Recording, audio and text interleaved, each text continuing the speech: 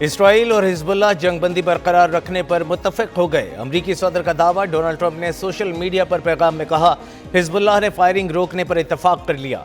حزب اللہ اور اسرائیل دونوں ایک دوسرے پر حملے نہیں کریں گے۔ اسرائیلی وزیر اعظم کے ساتھ انتہائی مثبت اور نتیجہ خیز گفتگو ہوئی۔ بیروت کی جانب کوئی فوجی دستے نہیں جائیں گے۔ بیروت کی طرف جانے والے دستوں کو واپس موڑ دیا گیا۔ حزب اللہ کے ساتھ بھی بہت اچھی بات چیت ہوئی۔ ایران کے ساتھ بات چیت تیزی سے جاری ہے۔ امریکی صدر نے NBC کو انٹرویو میں کہا، ایران کی طرف سے مذاکرات معطلی کی کوئی بات نہیں سنی۔ ایران کے معاملے پر خاموشی بہتر، لیکن اس کا مطلب حملہ کرنے کے لیے واپسی نہیں۔ ایران کا محاصرہ برقرار رکھیں گے۔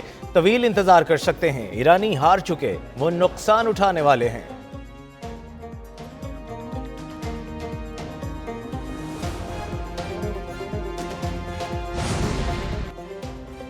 ایرانی میڈیا کا امریکہ سے بالواسطہ مذاکرات رکنے کا دعویٰ۔ تسنیم نیوز ایجنسی نے کہا، ایران نے جارحیت نہ رکنے پر امریکہ سے بالواسطہ مذاکرات روکے۔ تہران نے ثالثوں کے ذریعے امریکہ کے ساتھ پیغامات کا تبادلہ روکا۔ غزہ اور لبنان پر حملے رکنے تک ایران مذاکرات کی میز پر واپس نہیں آئے گا۔ ایران اور حزب اللہ کے مطالبات پورے ہونے تک ڈائیلاگ نہیں ہوگا۔ ایران کا اسرائیل سے مقبوضہ علاقوں سے پیچھے ہٹنے کا بھی مطالبہ۔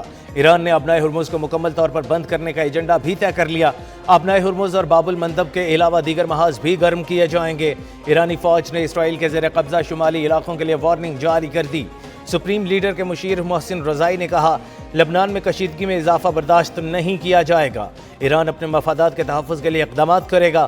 آبنائے ہرمز ایران کے کنٹرول میں ہے۔ امریکہ کو ناکہ بندی جاری رکھنے کی اجازت نہیں دیں گے۔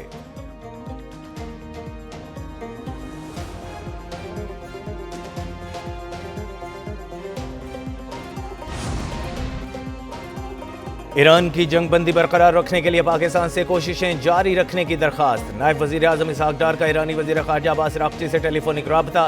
ایرانی وزیر خارجہ کا لبنان میں اسرائیل کی جنگ بندی خلاف ورزیوں پر شدید تشویش کا اظہار۔ ایرانی وزیر خارجہ نے علاقائی سفارتکاری میں پاکستان کے تعمیری کردار کو سراہا۔ اسحاق ڈار نے موجودہ صورتحال پر پاکستان کی گہری تشویش سے آگاہ کیا۔ جنگ بندی برقرار رکھنے اور موجودہ مفاہمت کو محفوظ بنانے کی اہمیت پر زور دیا۔ نائب وزیر اعظم اسحاق ڈار کو مصر کے وزیر خارجہ بدر عبدالعاطی کا ٹیلی فون۔ خطے کی صورتحال اور پیش رفت پر تبادلہ خیال کیا گیا۔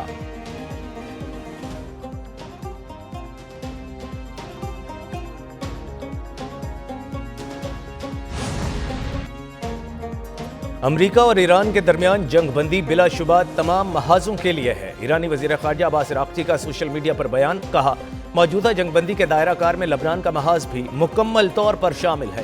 کسی بھی جگہ خلاف ورزی کو تمام محاذوں پر معاہدے کی خلاف ورزی مانا جائے گا۔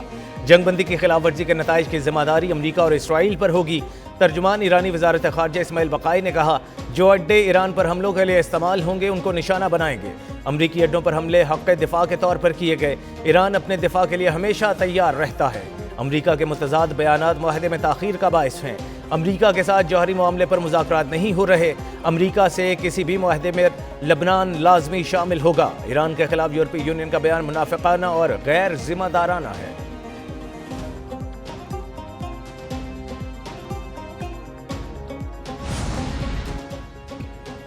جنوبی لبنان میں اسرائیلی ڈرون اور فضائی حملے۔ جنوبی لبنان پر حملوں میں 12 افراد شہید، 35 زخمی۔ سور ضلع کے قصبے العباسیہ پر حملے میں 4 افراد شہید ہوئے۔ حی العرب محلے پر حملوں میں 8 افراد کی شہادت، کئی مکانات تباہ۔ سعودی عرب کی لبنان میں اسرائیلی جارحیت کی شدید مذمت۔ لبنانی حدود میں اسرائیلی فوج کی دراندازی کو مسترد کر دیا۔ امریکی وزیر خارجہ کا لبنان میں جنگ بندی کی نئی تجویز پر غور۔ لبنانی صدر اور اسرائیلی وزیر اعظم سے رابطے۔ نئی جنگ بندی تجویز پر لبنانی اور اسرائیلی رہنماؤں سے گفتگو۔ امریکی تجاویز میں حزب اللہ اور اسرائیل کو حملے روکنے پر زور دیا گیا۔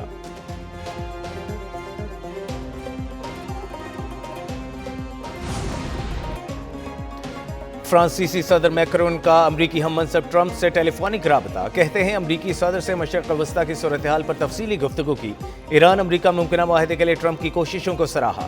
معاہدہ خطے میں پائیدار استحکام کا موقع ہوگا۔ فرانس، برطانیہ اور اتحادی ملک معاہدے کے نفاذ میں تعاون کے لیے تیار ہیں۔ معاہدے کے بعد آبنائے ہرمز میں آمد و رفت کے تحفظ کے لیے عالمی مشن تعینات کیا جا سکتا ہے۔ فرانس جوہری مذاکرات سمیت ہر طرح کی بات چیت میں اپنی مہارت فراہم کرنے کو بھی تیار ہے۔ لبنان کے خود مختاری اور علاقائی سالمیت کے لیے ٹرمپ کے موقف کو سراہا۔ لبنان میں مضبوط جنگ بندی کی ضرورت ہے۔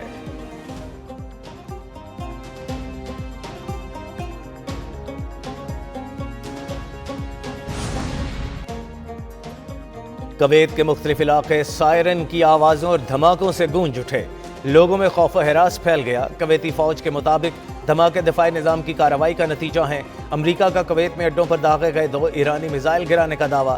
سینٹ کام نے کہا دونوں بیلسٹک میزائل فوری طور پر تباہ کر دیے گئے۔ حملے میں کوئی امریکی اہلکار زخمی نہیں ہوا۔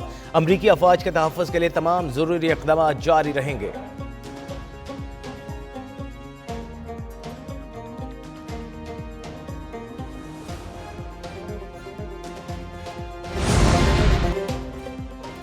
کویت نے ایرانی حملوں کو خطے کے امن کے لیے خطرہ قرار دے دیا۔ کویتی حکام نے کہا وہ اپنی سرزمین کے دفاع کے لیے ہر ضروری اقدام کا حق رکھتے ہیں۔ ایرانی حملے خطے میں کشیدگی کم کرنے کی کوششوں کو نقصان پہنچا رہے ہیں۔ ایرانی حملے خود مختاری اور سلامتی کی خلاف ورزی ہیں۔ سعودی عرب اور متحدہ عرب امارات کی کویت پر ایرانی حملوں کی مذمت۔ UAE نے حملوں کو دہشت گردی قرار دے دیا۔ سعودی وزارت خارجہ نے کہا ایسی کارروائیاں خطے میں امن بحال کرنے کی کوششوں کو نقصان پہنچاتی ہیں۔ سعودی عرب کویت کی خود مختاری اور سلامتی اقدامات کی حمایت کرتا ہے۔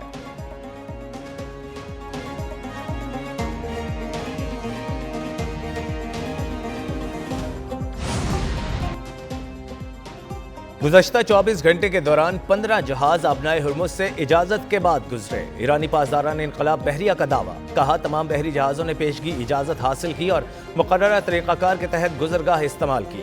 اگر کسی جہاز نے دشمن قوتوں کے ساتھ تعاون کیا تو اسے فوری سیکیورٹی خطرہ تصور کیا جائے گا۔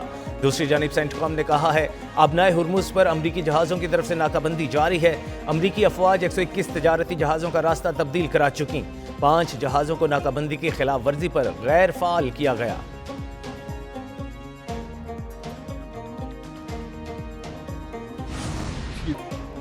شوق ایک بار پھر پورا کر کے دیکھ لو۔ وزیر دفاع خواجہ آصف کا بھارتی آرمی چیف کو 2 ٹوک جواب۔ کہتے ہیں بھارت نے پچھلی بار کیا کر لیا تھا، ان کی مانگ کا سندور بھی اجڑا اور آج تک اس شکست کی ذلت اٹھا رہے ہیں۔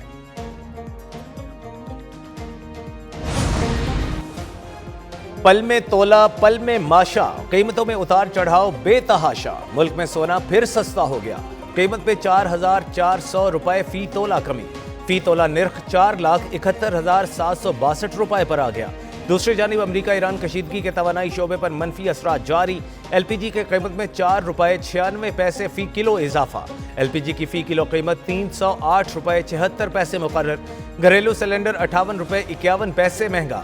عالمی منڈی میں خام تیل کے قیمتوں میں اضافہ۔